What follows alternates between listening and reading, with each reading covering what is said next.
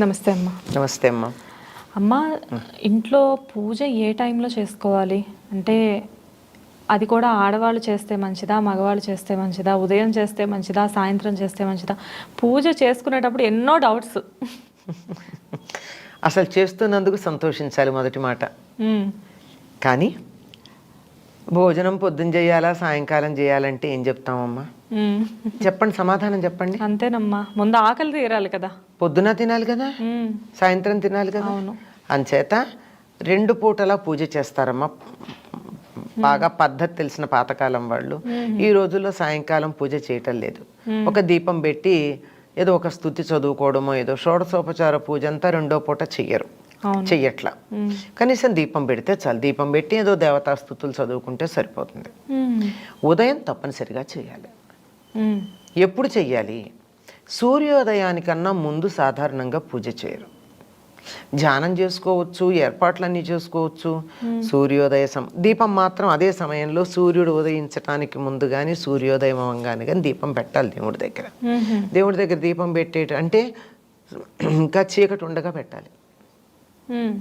లేదా ఈ రోజుల్లో అసలు కుదరట్లేదు అనుకోండి. అట్లా అంటే బిజీ అయిపోయాయి కదా అందరు లైఫ్ స్టైల్. అదేనమ్మా, వేరే పనులకు ప్రాధాన్యం ఉండి ప్రయారిటీస్ అంటారే, ఇది పక్కన పడింది. అందువల్ల ఉదయమే చేయడం చాలా ప్రధానం. అది కూడా నేను 4ంటికి చేస్తాను, 3ంటికి చేస్తానంటే అసలు కుదరని సందర్భాల్లో మానేయకుండా చేయాలే తప్ప అప్పుడు కాదు చేయాల్సింది. సూర్యోదయాన్ని సమయంలోనే చేయాలి. అంతకుముందు ఏం చేయొచ్చు? ధ్యానం చేసుకోవచ్చు, జపాలు చేసుకోవచ్చు. మరి సంధ్యావందనం కూడా సూర్యోదయ సమయంలో చేస్తారు మగవాళ్ళు. సరిగ్గా సూర్యోదయ సమయంలో సంధ్యావందనం నేను తెల్లారుదాం 4 గంటలు చేస్తానంటే ఎట్లా కుదురుతుంది? నువ్వు రా అని సూర్యుడిని నిద్ర లేపుతారా? అవునమ్మా, కాదు కదా. కనుక అలా చేయడం, అది సూర్యోదయ సమయంలోనే లేదా కాస్త అటు ఇటుగా చేయాల్సినటువంటి అవసరం ఉంటుంది. అది నిజంగా పూజ చేసేటటువంటి సమయం. అయితే కొంతమంది ఆ సమయంలో సంధ్యావందనం చేసుకుని ఏదో కొంచెం ధ్యానం చేసుకుని దీపం అది పెట్టుకుని తర్వాత సావకాశంగా పూజ చేసుకుంటారు. అది ఎప్పుడైనా సరే 12 లోపల పూర్తి అవ్వాలి. మధ్యాహ్నం 12 లోపల. అపరాహ్న సమయం దాటకూడదు.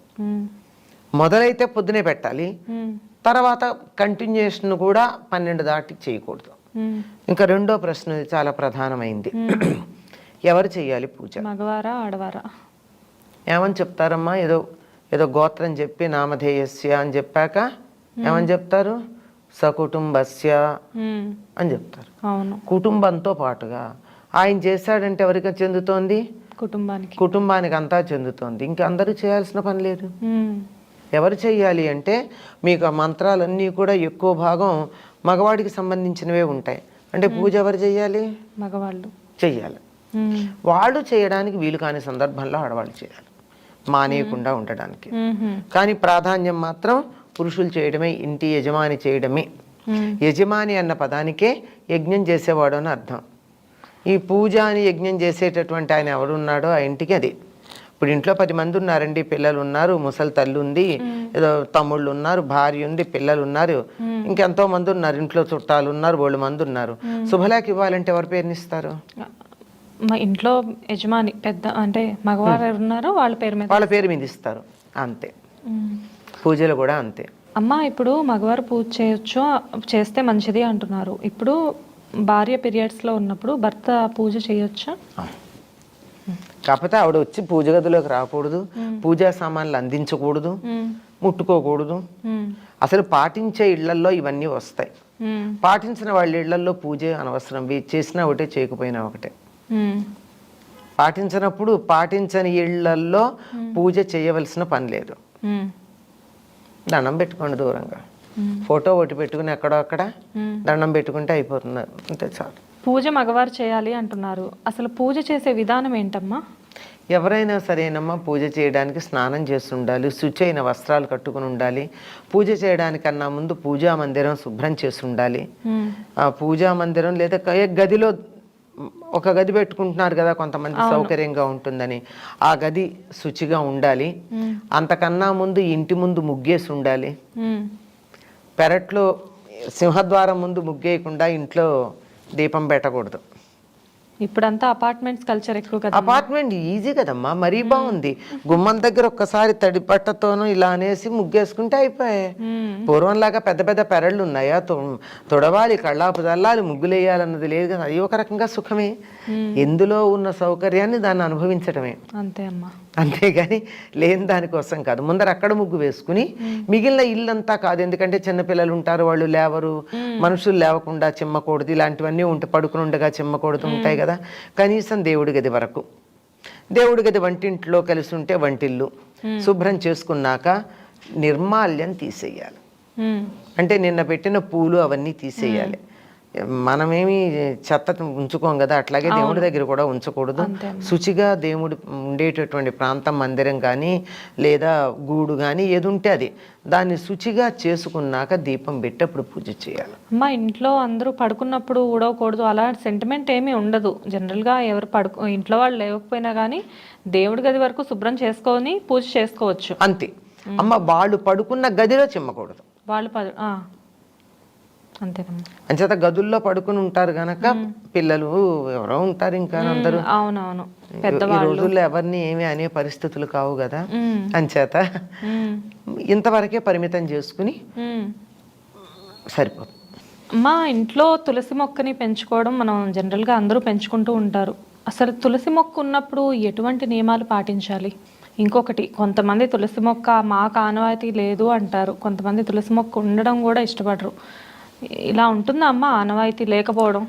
నేను ఎప్పుడు వినలేదమ్మా తులసి మొక్క పెట్టుకోవడం మాకు ఆనవాయితీ లేదు అన్న మాట ఇవాళ మొదటిసారి వింటున్నాను.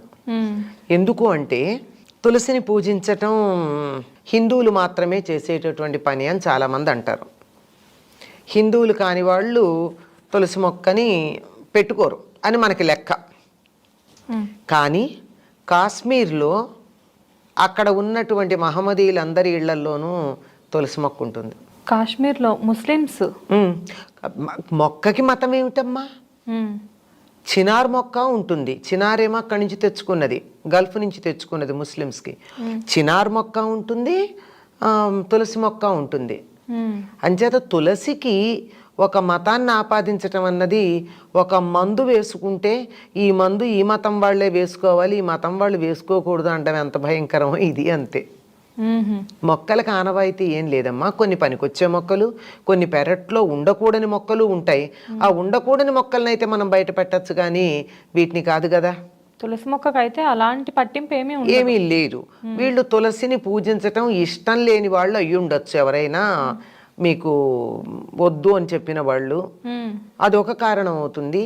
తులసి కొన్ని పరిస్థితుల్లో బతకదు, అటువంటి శౌచాన్ని పాటించని వాళ్ళన్నా అయ్యి ఉండాలి.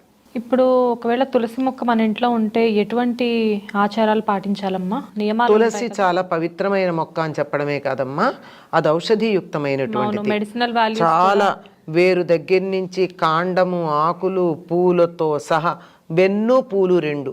వెన్నంటే ఇలా పూలు రావడానికి ఇలా గుత్తిలాగా వస్తుంది కదా, పూల గుత్తి, అది దాంట్లో ఉండే చిన్న చిన్న పూలు, ఆఖరికి కంటి కనపడని చిన్న ఆవగింజల కన్నా సన్న గింజలు ఉంటాయి. ఆ గింజలు కూడా వాటికి ప్రత్యేకమైనటువంటి వైద్యంలో ప్రయోజనం ఉంది. అసలు తులసి గాలే చాలా మంచిది. తులసి దగ్గర నుంచి ఎప్పుడు ప్రాణవాయువే వస్తుంది తప్ప మిగిలిన చెట్ల నుంచి వచ్చినట్టు రాత్రిపూట కార్బన్ డైఆక్సైడ్ రాదు. ఆక్సిజన్, కార్బన్ డైఆక్సైడ్ అలా కాకుండా మొత్తానికి ఆక్సిజన్. మామూలుగా చెట్లు ఏంటంటే పగటిపూట ఆక్సిజన్ వదిలిపెడతాయి, రాత్రిపూట కార్బన్ డైఆక్సైడ్ వదిలిపెడతాయి. కానీ అట్లా కాదు, ఇది ఎప్పుడు కూడా నిరంతరం ఆక్సిజనే వదిలిపెడుతుంది కనుక చాలా బాగుంటుంది. అది కొద్ది ఘాటైన వాసన ఉంటుంది, అరోమా ఉంటుంది. అరోమా వల్ల అనేక రకాలైనటువంటి బ్యాక్టీరియా మొదలైనవన్నీ చనిపోతాయి. అంతేకాకుండా అది వస్తువుని పాడవకుండా చూడగలదు, డిజనరేషన్ ఉండదు.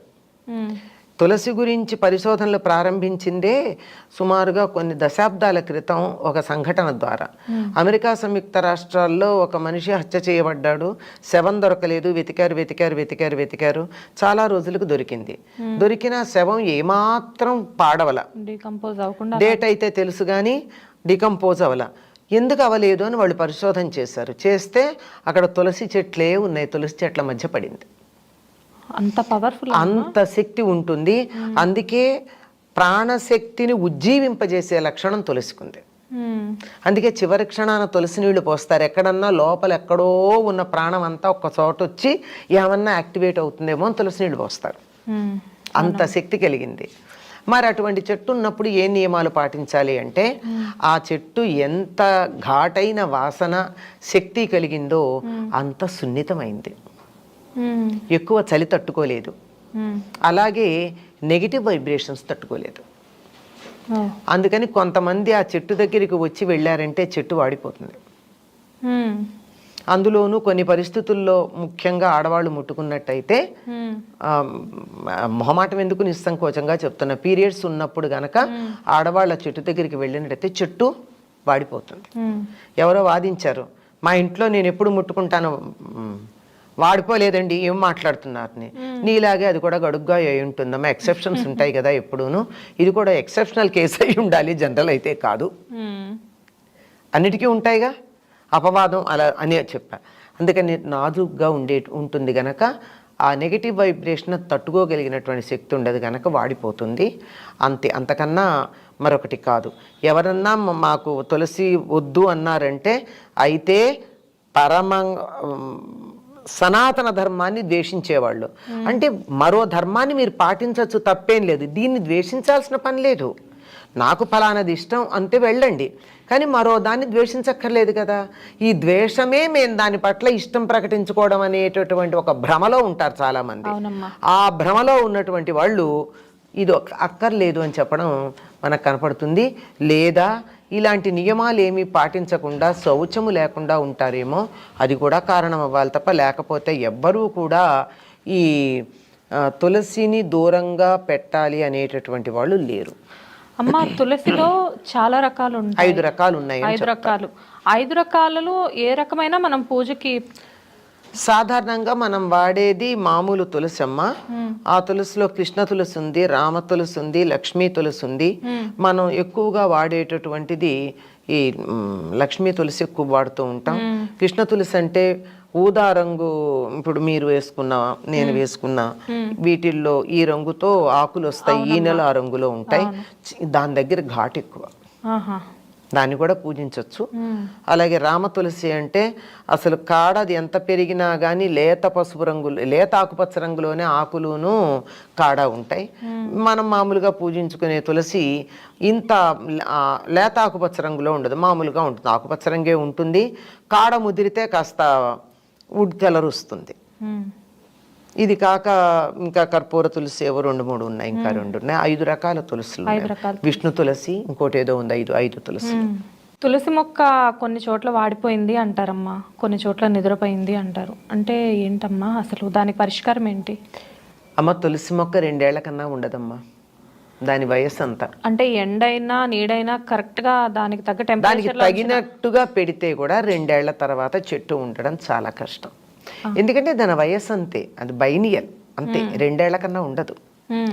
అట్లాంటప్పుడు సాధారణంగా తులసి కోటలో ఎండిపోయిన తులసి మొక్క కనపడడం శుభం కాదు అని కదా మనం అనుకుంటాం. అవును, చాలా మంది తులసి మొక్క ఎండిపోవడం చూసి కంగారు పడి అమ్మో ఏదో జరగబోతుంది అనుకుంటారు. కానీ అనుకుంటారు కానీ అందరిళ్లలోనూ 2-3 ఏళ్లకు జరుగుతూనే ఉంటాయి కదా. ఇది ప్రతిసారి ఏమి చెడు కాదు. కాకపోతే తులసి కోటలో ఎప్పుడూ చెట్టు పచ్చగా ఉండాలి అంటే 1 ఏడాది అయ్యాక సరిగ్గా ఇదే సమయం, ఈ వర్షాకాలంలో మన పూజలు వస్తాయి కదా, ఆ సమయంలో మళ్ళీ విత్తనాలు వేస్తారు అదే తులసి కోటలో. ఆ తులసి కోటలో వచ్చినటువంటి కొత్త మొక్కలు వస్తూ ఉంటాయి, పాతది వాడిపోతే తీసి పక్కన పెడతాం. ఆ పక్కన పెట్టిన మొక్కని ఏం చేయొచ్చు అంటారు? ఎక్కడ తొక్కకుండా ఉంటారమ్మా, పక్కకు పెట్టాలి, ఏ నీళ్లలోనా వెయ్యాలి, లేదంటే దాన్ని జాగ్రత్త పరిచి ఆయుర్వేదం వాళ్ళకి ఇవ్వచ్చు. లేదంటే తులసి మాలలు తయారు చేస్తారు, అవును, ఇప్పుడు ఇస్కాన్ వాళ్ళకి ఆ మొదలు లావుగా ఉన్న మొదలుని ఇవ్వచ్చు. లేదా చిన్న కొమ్మలు కనుకుంటే సేకరించి ఈ సమిధలో అవి అమ్మే చోట ఇవ్వండి, ఉదారంగా ఇవ్వండి, ఏం డబ్బు అక్కర్లా. ఎందుకంటే కొన్ని హోమాలకి తులసి కొమ్మలు కూడా హోమంలో వేస్తారు, నిద్రపైన చెట్టును కూడా వాళ్ళు హోమం అలా తీసుకు వాటిల్లో వాడతారు. ఇంకోటి ఏంటంటే బాగా చలి ఎక్కువ ఉందనుకోండి, -1 డిగ్రీలకి చలి వచ్చేస్తూ ఉంటుంది కొన్ని సందర్భాల్లో, ఆ చలిని తట్టుకోలేదు తులసి. అందుకని అప్పుడు ఆకులన్నీ రాల్చేస్తుంది, నిద్రపోయింది అంటారు, అప్పుడు దాన్ని అంటారు. అప్పుడు దానికి కొంచెం వెచ్చదనం కలిగించాలి. అందుకే మనం కార్తీక మాసంలో ఏం చేస్తాం, తులసి కోటలో దీపం పెడతాం. చలికాలం తెల్లారుదామున 4:30కో 5కో పెడతాం కదా, ఆ దీపం నుంచి నూనె వేసి ఒత్తులు వేసి వెలిగించిన దీపం ఉందే, ఆ దీపం నుంచి వచ్చేటటువంటి వేడికి చెట్టు చాలా చక్కగా ఉంటుంది. ఓ థ్యాంక్స్ అమ్మా, మంచి ఇన్ఫర్మేషన్ ఇచ్చారు. నమస్తే.